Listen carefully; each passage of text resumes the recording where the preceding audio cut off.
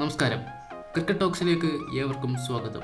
ഗവാസ്കർ ട്രോഫിയുടെ ആദ്യ മത്സരം നവംബർ 22-ന് പെർത്തിൽ നടക്കും. ഇന്ത്യ ഓസ്ട്രേലിയ തമ്മിൽ നടത്തുന്ന ഈ മത്സരത്തിന് മുന്നേ തന്നെ ഇന്ത്യക്കൊരു തലവേദന ലഭിക്കുന്നു.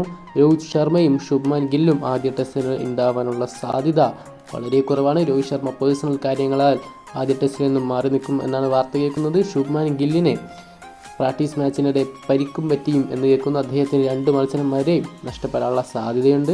നിലവിൽ ആദ്യ മത്സരം കളിക്കാൻ അദ്ദേഹം ഉണ്ടാവില്ല. കൂടാതെ KL രാഹുലിനും പരിക്ക് പറ്റി എന്ന് കേൾക്കുന്നു. പക്ഷേ അദ്ദേഹത്തിൻ്റെ പരിക്ക് അത്ര ഗൗരവമുള്ളതല്ല. അദ്ദേഹം ഫസ്റ്റ് ടെസ്റ്റിന് ഉണ്ടാവുമെന്നും പറയുന്നുണ്ട്.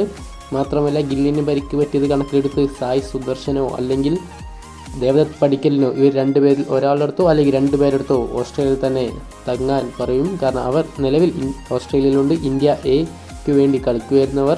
ഗില്ലിന് പരിക്കാണെങ്കിൽ, ഗില്ല് അവൈലബിൾ അല്ലെങ്കിൽ ഇവർ രണ്ടേലും ആരെങ്കിലും ടീമിലോട്ട് വരുന്നതുമാണ്. ബോർഡർ ഗവാസ്കർ ട്രോഫിയുടെ കൂടുതൽ വാർത്തകൾക്കായി ക്രിക്കറ്റ് ടോക്സ് വീണ്ടും എത്താം.